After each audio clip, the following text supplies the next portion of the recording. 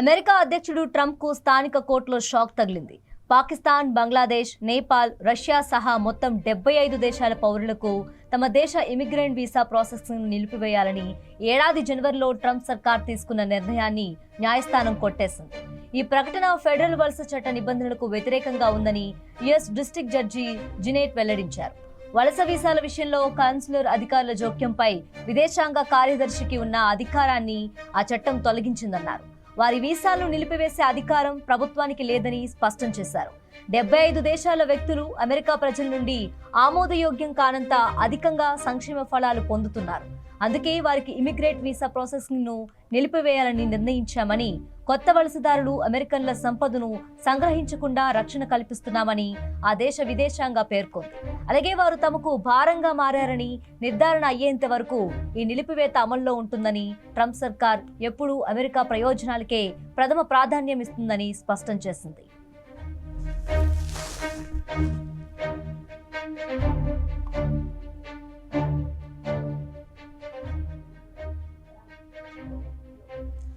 ఇదే అంశానికి సంబంధించి మరింత సమాచారం మా చీఫ్ ఎడిటర్ సుధాకర్ శర్మ గారు అందిస్తారు.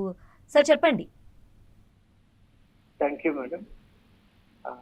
వలసవాదంపై ఉక్కుపాదాన్ని మోపుతోంది అమెరికా ప్రభుత్వం. మనం ఇది గమనిస్తూనే వస్తున్నాం. ఎందువల్ల అంటే ట్రంప్ 2.0లో మనం ఒక్కసారి కనుక తీసుకున్నటువంటి నిర్ణయాలను జాగ్రత్తగా పరిశీలన కనుక చేసినట్టయితే there is a definitive tendency to track the people who are from outside and to flush them out. మరి ఈ పాలసీ నిజంగా ఫెడరల్ లాస్ కి అనుగుణంగా ఉందా లేదా అని ఒక్కసారి చూడవలసినటువంటి ఆవశ్యకత కూడా ఉంది. ఈ రోజు ఫెడరల్ డిస్ట్రిక్ట్ కోర్టులో ఇచ్చినటువంటి జడ్జిమెంట్ ఏదైతే ఉందో అది డెఫినెట్ గా అక్కడ జరుగుతున్నటువంటి విషయాల్ని మన అందరికి కూడా చాలా స్పష్టంగా తెలియజేస్తుంది. అదేంటి అంటే you cannot have a blanket ban on any country. Immigration laws అనేవి కూడా ఇంటర్నేషనల్ హ్యూమన్ రైట్స్ అలాగే ఇంటర్నేషనల్ హ్యుమానిటేరియన్ లాకు సంబంధించినటువంటి అంశాలు కాబట్టి ఏ దేశమైనా ఇమిగ్రేషన్ పాలసీ అనేటువంటిది వాటికి అనుగుణంగా, అలాగే యునైటెడ్ నేషన్స్ మనకి ఇచ్చినటువంటి కోవెనెంట్స్ ఏవైతే ఉన్నాయో వాటికి అనుగుణంగానే మనం ఇవ్వవలసి ఉంటుంది. కాబట్టి డెఫినెట్ గా ట్రంప్ సర్కార్ ఏదైతే ఉద్దేశాన్ని వ్యక్తం చేసిందో అది ఈ ఫెడరల్ లాకు వ్యతిరేకంగా ఉందని కోర్టు భావించడం, అలాగే మనం ఒక్కసారి కనుక ఆ immigration and nationality act of 1965 ను కనుక పరిశీలన చేస్తే అందులో సెక్షన్ 1152A.1.A అనే సెక్షన్ చాలా స్పష్టంగా మనకు ఒక విషయాన్ని తెలియజేస్తుంది. అదేంటి అంటే నేషనాలిటీ బేస్డ్ డిస్క్రిమినేషన్ అనేటువంటిది వీసా ఇష్యూల్లో చాలా పెద్ద ఘోరం తప్పిదం అని చాలా స్పష్టంగా అక్కడ మనకు తెలుస్తుంది. అంటే you have to evaluate visa application అనేది ఎప్పుడు కూడా కేస్ బై కేస్ ఇవాల్యుయేషన్ చేయాలి కానీ నేషన్ బై నేషన్ ఇవాల్యుయేషన్ చేయరాదు అని చాలా స్పష్టంగా చెప్తోంది.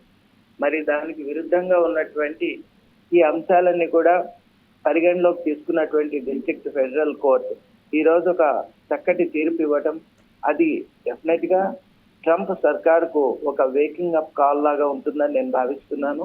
ముఖ్యంగా ఈ బ్లాంకెట్ దాని యొక్క ఉద్దేశం ట్రంప్ మాటల్లో మనం ఒకసారి కనుక గమనిస్తే that sounds irrational at its very surface. అదేంటి అంటే ఈ దేశానికి వచ్చినటువంటి వాళ్ళు అరువుగా భారంగా మారుతున్నారు, అలాగే వాళ్ళు ఇక్కడ ఇచ్చేటువంటి అంటే the contribution they make is very meagre compare to what they take from this country అని ఒక ఈక్వేషన్ ఇచ్చారు. ఈ సందర్భంగా Trump has to understand the very historicity of America. అసలు అమెరికా అంటే ఏంటి, అమెరికా ఎలా ఫామ్ అయింది, అమెరికాలో ఉన్నటువంటి మెయిన్ స్టేక్ హోల్డర్స్ ఎవరు, అలాగే కాంట్రిబ్యూటింగ్ యాక్టర్స్ ఎవరు అనేటువంటి అంశాన్ని, చారిత్రాత్మకమైన అనేక విషయాల్ని ట్రంప్ ప్రభుత్వం మరుగున పడేలా చేస్తోంది. కేవలం పార్టీ ప్రయోజనాలు మాత్రం ముందుకు పెట్టుకొని ప్రజల్ని ఎమోషనల్ గా చార్జప్ చేయటం వల్ల ఆ ఎమోషనల్ గా చార్జ్డ్ అప్ పీపుల్ తీసుకునే నిర్ణయాలు ఏ ప్రభుత్వానికైనా, ఏ దేశానికైనా, ఏ ప్రాంతానికైనా విఘాతాన్ని కల్పిస్తున్నాయి. ఈ రోజు మనం చూస్తున్నాం ఒక అద్భుతమైన amalgamation of communities and societies గా ఉన్న అమెరికా ఈ రోజు చాలా సంకుచితమైనటువంటి బుద్ధితో, నారో మైండెడ్నెస్ తో వ్యవహరిస్తోంది. దానికి ఒక గ్లేరింగ్ ఎగ్జాంపుల్ ఈ రోజు మనం ఎక్కడైనా సోషల్ మీడియాలో కానివ్వండి, అలాగే even in the open spaces also మనం వీఆర్ హియరింగ్ ఒక రకంగా డివిజివ్ టెండెన్సీస్ మనం చూస్తున్నాం, డివిజివ్ టాక్ ను మనం వింటున్నాం, అలాగే హేట్రెడ్ వెంజన్స్, ఇవన్నీ కూడా మనం చూస్తున్నాం. వీటి కారణాలు ఏంటి అంటే ట్రంప్ ప్రభుత్వం ప్రజల్ని ఈ విధంగా మభ్యపెడుతోంది.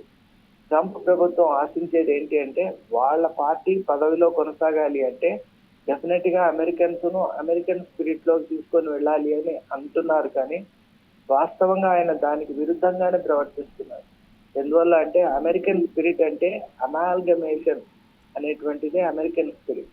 మరి ఇప్పుడు ట్రంప్ చేసేటువంటి డివిజివ్ టాక్ ఏదైతే ఉందో, ట్రంప్ తీసుకొని వచ్చేటువంటి డివిజివ్ పాలసీ ఏదైతే ఉందో, definitely this is not accepted by anyone outside the US and even people from US also. ఇప్పుడు Catholic legal immigration network executive director కూడా నానా గ్యాలగర్ వెరీ క్లియర్లీ సెడ్, ఈ రోజు ఇచ్చినటువంటి ఈ తీర్పు ఒక అద్భుతమైన తీర్పు అండ్ వి వెల్కమ్ ఇట్ అని చెప్పారు.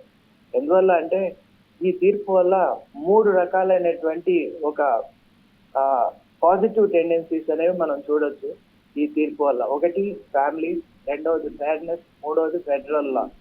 ఫ్యామిలీస్ కు సంబంధించి ఇంతకు ముందు ట్రంప్ జనవరిలో తీసుకున్నటువంటి నిర్ణయం వల్ల ఎంతో మంది వాళ్ళ ఫ్యామిలీస్ కు దూరం అయిపోయారు. That's what Catholic legal immigration network is very clearly highlight. Family is the foundation of any culture or society, కాబట్టి we have to really respect that అని అంటున్నారు. అలాగే మనం చూసినట్టయితే deputy executive director for policy and advocacy at African communities together కూడా ఇదే అభిప్రాయాన్ని వ్యక్తం చేస్తూ this decision of the court has a tremendous victory for the rule of law అని చెప్తున్నారు. ఎందువల్ల అంటే ఫెడరల్ లా అనేది చాలా ముఖ్యమైనటువంటిది. ఫెడరల్ లాలో ఎప్పుడు కూడా భేదభావం అనేది ఉండదు.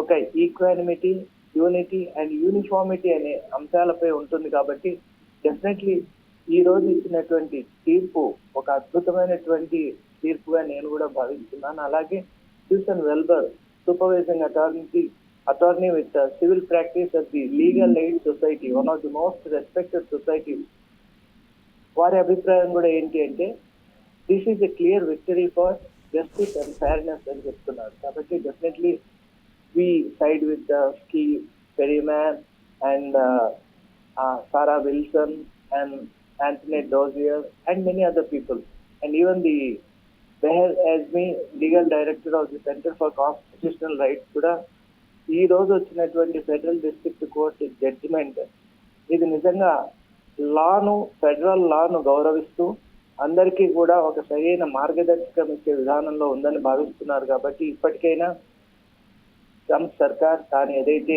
వలసవాదంపై అలాగే ఇక్కడ ఈ ఇమిగ్రెంట్ పాలసీపై తీసుకుంటున్నటువంటి నిర్ణయాల్ని పునఃసమీక్ష చేసుకోవాలి. ఒక సుహృద్భావమైనటువంటి వాతావరణంలో ఉండేటట్టు అమెరికాను ఆయన ఉంచాలి. అలాగే వలసవాదంపై ఆయనకున్నటువంటి ఏదైతే కొన్ని నేరో మైండెడ్ ఐడియాలజీస్ ఉన్నాయో వాటి నుంచి అతను బయటకు వచ్చి he has to make America, if he really wants to make America great again, ఇటువంటి టెండెన్సీస్ ఉంటే definitely that's not going to happen. కాబట్టి it is up to the Trump government to rethink and redesign their policy in tune with this particular decision of the court అని నేను భావిస్తున్నాను.